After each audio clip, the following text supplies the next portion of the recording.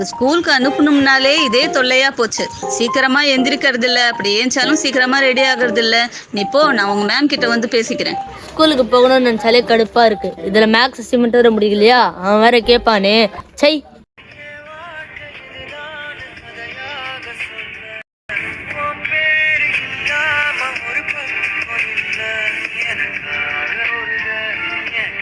என்னடா கிளாஸ் போகாமல் இங்கே உட்காந்துருக்க? பாட்டு வேறு சொல்கிறா, என்னதான்டா ஆச்சு? டேய் உனக்கு தெரியுமா? என்னதுடா? டேய் நீ மேக்ஸில் விளையாடா, லாஸ்ட் 2 பீரியட் பிடி பீரியட் செம்ம ஜாலியாக இருக்கலாம். அட போடா, காலேஜ் வரதுக்கே கடுப்பாக இருக்குது. கிளாஸ்குள்ளார போனாலே அந்த ஆள் வேறு காலேஜ் ஃபீஸ் கட்டு, எக்ஸாம் ஃபீஸ் கட்டு, இதில் அரியர் ஃபீஸ் வேறு. பணம் என்ன மரத்தில் எடை காய்க்குது, இவன் கேட்டவுடனே எடுத்து கொடுக்குறது. இது பார்த்தாதுன்னு ப்ராக்டிக்கலு, எக்ஸாமுக்கு படி, ப்ராஜெக்டை முடின்னு சொல்லிட்டு வெறுப்பாக இருக்குடா. இதுக்கு ஸ்கூல் லைஃபே இவ்வளோ பெட்டராக இருந்துச்சு தெரியுமா?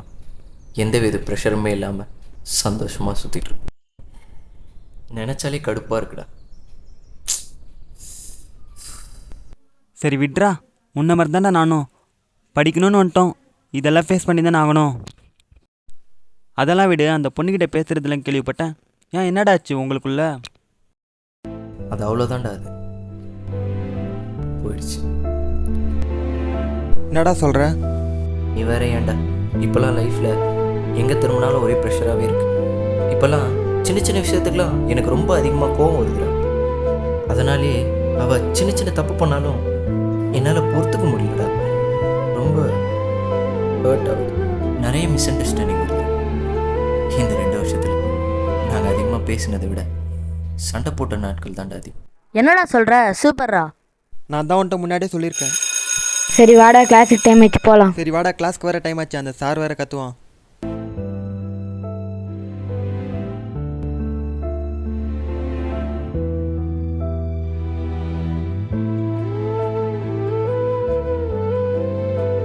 இன்னைக்கு மேக்ஸ் சார் இல்லை, சமாளிச்சிட்டோம். நாளைக்கு என்னடா பண்ணுறது? அவங்க வேற அசைன்மெண்ட் கேட்பாங்களே. நீ நைட்டே முடிச்சு தானே ஆகணும், நீ முடிச்சுட்டு வந்துடு. நல்ல வேலை நான் நேற்றே முடிச்சுட்டு வந்துட்டேன்டா, எனக்கு ஒரு கவலையும் இல்லை.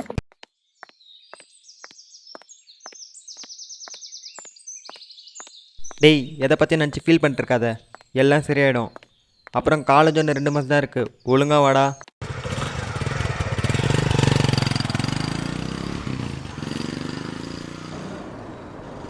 பெட்ரோல் கூட மாட போட்டு வைக்க மாட்டேன்.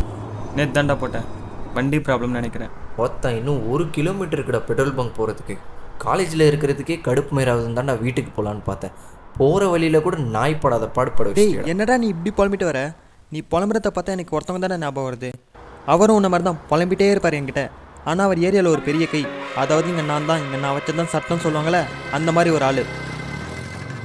ஏதாவது ஒரு சின்ன பிரச்சனைனா போதும், யார் கண்ணத்தில் வேணால் கை வச்சிடுவார். ஒரு நாள் என்ன ஆச்சு தெரியுமா?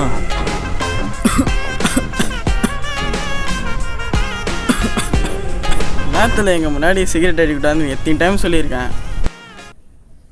உங்களுக்கே தெரியும் இல்லைடா, என்ன சிகரெட் வச்சா தான் எனர்ஜி வரும்ன்ட்டு. உங்களுக்கு செட் ஆகலனா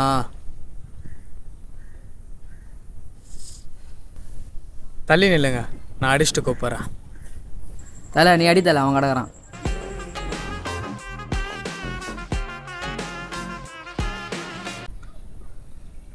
டேய் வந்துட்டானாடாவா? இன்னும் வரல தலை, அவன் அடிக்கலாம் வேணாம் தலை, மட்டி மட்டும் விடுத்தலை. ஆள் எப்படி இருப்பான்? தலை பசுமாடு மாரி இருப்பான் தலை, பார்க்கவே பாவமாக இருப்பான். மொத்தத்தில் சொல்லணும்னா அவன் பால் குடிக்கிற குழந்தை மாரி இருப்பான் தலை, அடிக்கலாம் வேணாம் தலை. பால் குடிக்கிற குழந்தைகிட்டே போய் ஐடியா வாங்கிட்டு வந்திருக்கேன்.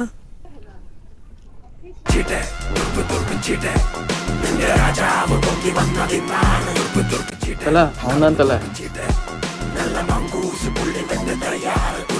சிகரெட்டை பிடி, நான் பார்த்துக்கிறேன்.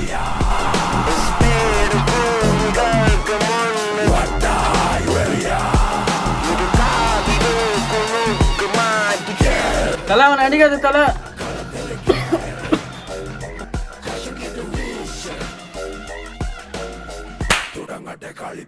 இதுக்கப்புறம் எங்கள் ஏரியா பசங்க மேலே கை வச்சா உனக்கு அவ்வளோதான். இல்லைண்ணா நீ பண்ண மாட்டேன். இவன் தானே நச்சான். என்ன மரியாதை நம்ம பேசுகிறான்? இது ஒரு பெரிய பிரச்சனையாகி ஏரியாக்குள்ளே ஒரு பெரிய சண்டையாக மாறிடுச்சு. ஒருத்தன் மரியாதை இல்லாமல் பேசினதுக்கே கோவப்பட்ட ஒரு ஆள் இப்போ எப்படி இருக்காரு தெரியுமா? சார் இதோ வந்துடுறேன் சார், ப்ளீஸ் சார். இது ஒரு 1 ஹவரில் வந்துடுறேன் சார். இதோ வந்துடுறேன் சார், ப்ளீஸ் சார். இதோ 1 ஹவரில் வந்துடுறேன் சார். நீலாம் எதுக்கு வேலைக்கு வர? உனக்கு நேற்று ஒரு நாள் டைம் கொடுத்தே பெரிய விஷயம்.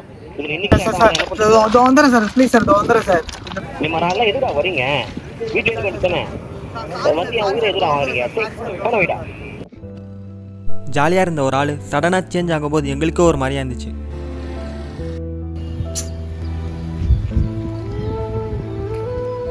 ஹலோம்மா. ஐயாண்ணே அந்த பொண்ணுக்கிட்டே ஒழுங்காக பேசு சரியா? ஃபஸ்ட்டு அவள் இருக்கும்போது அவளை பிடிச்சி திட்டுற, அவள் இல்லாத போது ஃபீல் பண்ணிட்டு உட்காந்துருக்க. இருக்கும்போதே பிடிச்சி வச்சுக்கோ, அப்புறம் போன அப்புறம் எங்கே தன்னாலும் கிடைக்காது. டேய் நம்ம 2 பேர் தான்டா இன்னும் அசைன்மெண்ட் முடிக்காம. ஆமாண்டா, பரவாயில்ல முடிச்சிட்டோம்.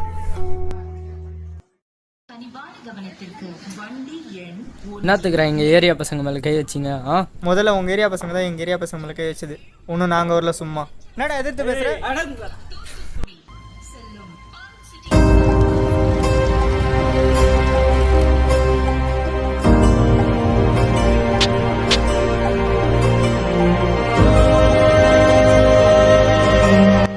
இருக்கும்போது அதோட அருமையை புரிஞ்சுக்கோங்கடா.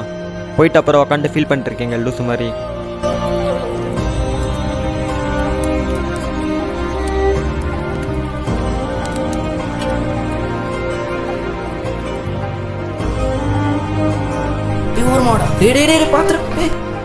பார்த்து ஓட்டுறா. சாரிப்பா தம்பி, பார்த்துக்கோ.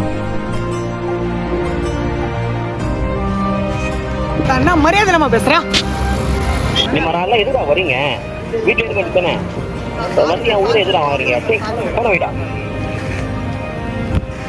டேய் அவங்கள பாரு, எவ்வளோ ஜாலியாக வண்டியில் சுற்றிட்டு இருக்காங்க. நாமளும் பெரியவங்கள ஆனதுக்கப்புறம் இப்படி ஜாலியாக சுற்றுறான்ல.